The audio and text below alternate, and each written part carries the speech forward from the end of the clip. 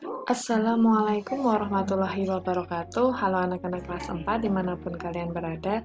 Hari ini kita akan belajar matematika lagi bersama saya Bu Ernita Suryani dengan materi bab baru yaitu mengenai hubungan antar garis. Nah, sebelum kita mulai belajar mengenai materi ini, marilah kita berdoa dulu dengan membaca basmalah bersama-sama. Bismillahirrahmanirrahim. Kita mulai saja.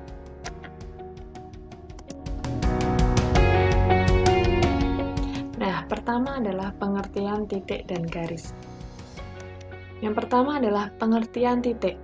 Titik merupakan suatu yang mempunyai kedudukan. Titik biasanya dilambangkan dengan tanda noktah. Noktah, yaitu tanda seperti ini, tanda titik kita nyebutnya.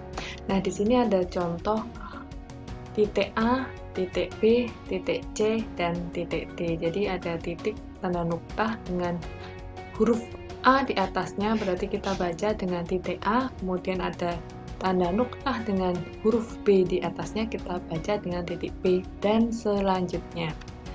Selanjutnya mengenai garis.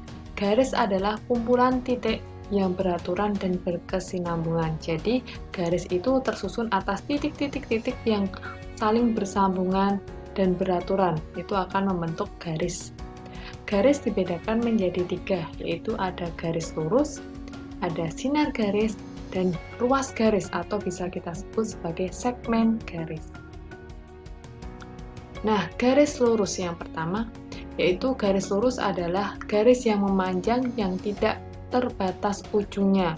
Garis lurus merupakan garis yang kedua ujungnya berupa tanda panah. Jadi, pelambangan untuk garis lurus adalah garis yang kedua ujungnya diberi tanda panah. Penamaan garis lurus. Garis lurus dapat diberi nama dengan ketentuan sebagai berikut. Ketentuan pertama, apabila menggunakan huruf kecil, ya, penamaan langsung garis A, satu huruf saja dengan huruf kecil, atau garis B, garis G, dan lain-lain. Nah, apabila menggunakan huruf besar, berarti harus menggunakan dua huruf. Misal garis AB, garis BC, dan garis AC, dan lain-lain. Nah, garis AB itu dapat ditulis dengan AB saja, kemudian dengan tanda garis dan ujungnya adalah tanda panah. Ini garis dengan tanda panah ini bisa kita sebut sebagai garis AB. Nah, ini adalah gambar dari contoh garis lurus. Ketika menggunakan huruf kapital, berarti huruf kapitalnya ada di setiap ujungnya, yaitu misal di sini ujung A dan di sini B, berarti adalah garis AB. Atau bisa kalian tulis AB, atasnya dikasih simbol garis dengan dua panah. Jadi kalau pakai huruf kapital harus ada dua huruf di setiap ujungnya. Nah, diusahakan untuk penamaannya urut sesuai abjad. Nah, untuk penamaan yang kedua adalah apabila menggunakan huruf kecil. Itu biasanya langsung aja huruf kecil, misal G, misal K, atau misal C, atau misal L. Nah, itu disebut sebagai garis G. Jadi ketika memakai huruf kecil, itu hanya satu huruf saja. Kalau huruf besar, itu harus ada dua huruf. Hitung ya. Selanjutnya setelah garis lurus, itu ada sinar garis.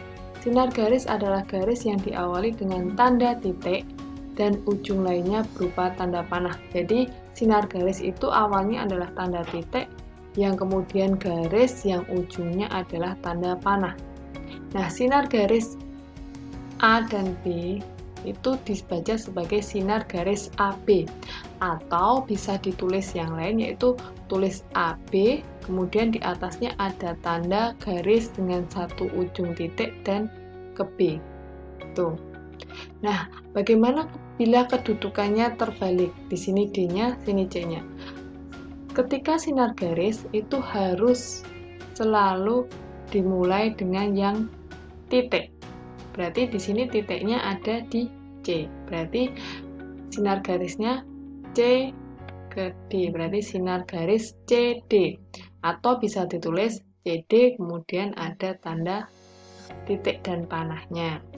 Jadi Untuk penamaan sinar garis itu harus dimulai dari yang huruf yang dekat dengan titik, baru dengan huruf yang panah. Jadi yang titik dulu yaitu A, baru yang panah B. Jadi sinar garis AB atau AB dengan tanda garis dengan ujung titik dan panah. Tuh. Selanjutnya yaitu ruas garis atau segmen garis. Ruas garis atau segmen garis adalah garis yang dibatasi oleh dua buah titik. Nah, ini cirinya adalah titiknya ada di ujung-ujung dari garis. Itu adalah ruas garis atau segmen garis. Nah, garis dengan ujung titik A dan ujung titik B disebut sebagai ruas garis AB atau bisa ditulis sebagai AB dengan dikasih tanda garis yang ujung-ujungnya ada titiknya. Atau selain kita bisa menyebut ruas garis, kita juga bisa menyebut dengan kata lainnya yaitu berupa segmen garis. Nah, di sini ada C dan D, berarti segmen garis CD atau bisa ditulis CD ada tanda garisnya dan titik di atasnya. Jadi bisa milih mau nulis ruas garis AB atau segmen garis AB atau AB dengan tanda titik di kedua ujungnya. Jadi penamaannya ada 3 nih, bisa kalau untuk ruas garis. Tuh, jadi tadi ada garis lurus yang kedua ujungnya berupa panah, kemudian ada sinar garis yang satu ujungnya titik, yang satu ujung lainnya berupa tanda panah, dan yang ketiga adalah ruas garis yang kedua ujungnya berupa tanda titik.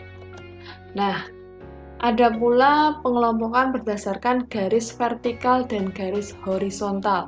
Garis vertikal atau garis tegak, jadi bentuknya tegak berdiri seperti ini. Ini disebut sebagai garis MN, merupakan garis vertikal. Kemudian di sini ada garis horizontal atau garis mendatar, yaitu garis KL. Garis KL merupakan garis horizontal atau garis mendatar. Untuk penamaan itu biasanya didahulukan huruf yang lebih awal, abjad awalnya dulu. Betul ya? Nah, itu dulu. Sekian dari saya. Banyak salahnya mohon maaf. Semoga bermanfaat untuk anak-anak sekalian. Assalamualaikum warahmatullahi wabarakatuh.